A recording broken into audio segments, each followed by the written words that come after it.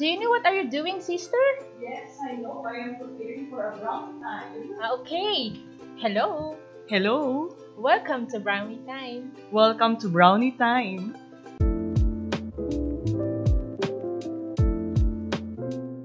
Hello! Hello and welcome again to Brownie Time. We have a very special edition of Brownie Time. As you can see, we have very unusual guests on our show. Yes, they are very special. We come from a family. Take two.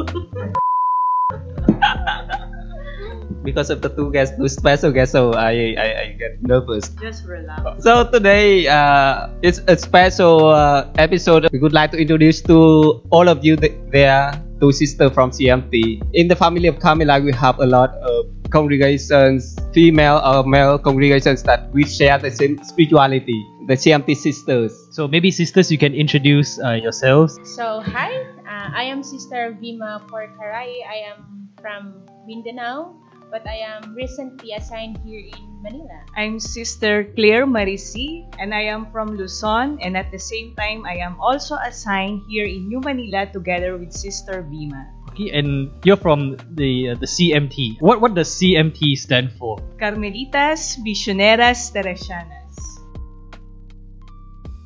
Hello, guys. Sister Vima here. I'm Sister Claire here with you. So, how was life? Well, life is so beautiful and fun. True. That's why We would like to invite you to join and be part of us. So we will give you some details of our contact numbers and where to find us in social media. For text and call messages, you can contact us in this number 0945-2751-765.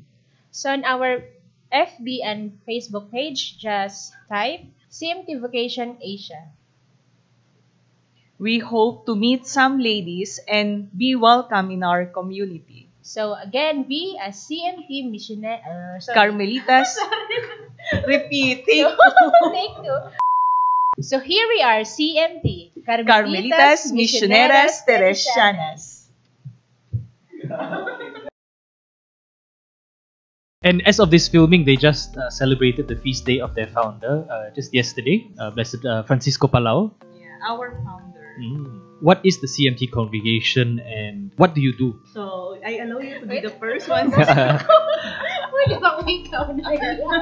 Our charism is to care. To care means to create, announce, restore, and experience communion, the mystery of the church. Our founder is Blessed Francisco Palau, and he is originated from Spain. He founded the congregation in the year 1862, and at this time we are spread throughout 24 countries in the 4 continents of the world: Europe, Asia, America, and Africa. So here in the Philippines, we have 3 community, which is here in Manila, in New Manila, Quezon City, and we have in Mindanao, which is in Bukidnon, Pangantukan, and we have also in Lucena City, which is based on Pleasantville, in Pleasantville. So more or less, yeah, we have only 3 communities here in the Philippines. So sisters, we went to your community last year, and this year we don't have chance, already our situation. Yes, and we see many young sisters and the youth. Some youth are staying with you. Working with the youth is one of the aspects of your apostolate activities. So can you say something about that? Actually, here in New Manila, we have scholars, which we call them Palausian students, and they are living with us. No, as of the moment, we have 4 of them. So 3 are from Mindanao and 1 is from Lucena. And here also in the parish, we are working with the youth. We take care of the young people. Oh, it's nice. How did you enter into the CMT congregation? What were you doing before? And for our viewers here in 2020, what will make a young person in 2020 want to join religious life? Well, what I am doing before is I was just like a normal young lady. Studying, no, I was in my first year college. That was way back 1998 in Sacred Heart College in Lucena City. And I was wondering what would be my vocation in life. So I started to visit the sisters, no, the CMT, and also to attended mass, to join some novena mass also in honor of Our Lady of Perpetual Help. And I think from then on, it's started to develop more my vocation. And what were the challenges of making that first step? Because in a few of our shows, for example, we have talked about religious vocation, and people find it hard to make that first step. It's really hard to make a discernment. I experience it. I really need to have deep faith in God, whom I believe is guiding me in this search and journey of life. I allowed myself to be accompanied by the sister who was assigned at that time to welcome also young ladies in the vocation discernment. Every religious congregation has sisters or brothers in charge to accompany those young men and women who are in the moment of inquiry. All of our shows, it has only been Brother Paul and I talking. Our viewers only get a very male-oriented, Orientation. from a female perspective. What can you share with our audience about religious life? Because people have all sorts of stereotype idea or a fake idea of religious life. You lead very dull, very boring lives. You wake up, you pray, you go back to sleep, you pray some more, and then that's what you will do for 80 years of your life. As we always said, it's more fun to be in the Philippines. Wow. And I would say it's fun to be in the religious life. Because as what I experienced as I am journeying together with other sisters like Sister Claire, so I find it challenging, but most of the time I find it fun. They thought that if we enter in religious life, we'll just sleep, eat, pray, eat, sleep, pray. Yeah, because all my cousins are telling me, "Oh, what are you doing? That you just pray all the time and eat and sleep?" Sabi ko, of course not. As Father Palawal is telling, in the book that we always read in his letter, we are restoring the body of Christ. And in our simple way to be with the sisters, living in communion, in one way or another, we find joy. So I don't find it boring. If young people wants adventure, then religious life is adventurous. Yeah. It's very fun to be in religious life. Take the I risk. tell you. In front of you guys here in the international, Philippines, Singapore, and Vietnam. So we come together through many parts of the world, and we come here together because of the cold. Imagine that we left our countries. Rather than ready to have that experience also. And if you find it boring, so we are not be here anymore. What advice can you offer to those who are discerning? But I feel the call, but I might have to give up my girlfriend, might have to give up my boyfriend. Did it happen to you, and how did you approach this problem? Well, in my case, because I actually entered very young, I entered 17. I was aspirant. Wow, at very 17, young. So I had a little longer aspirants so that I could turn to 18 and I could come here in Manila to have the formation. So in my case, I always say to myself that age doesn't matter. It doesn't mean that if I am young, I cannot decide things or I cannot risk things. So because of the help of the people around me, especially my family, Sister Claire, by the way, Sister Claire is the one who recruited me, and it's her fault. She is the one who recruited me in the congregation. So here I am. So taking decisions, I know it's hard, and a lot of people, a lot of young generation now, our age or younger than us, has difficulty of choosing what to do. I want to have this, I feel the call, but I don't know what to do.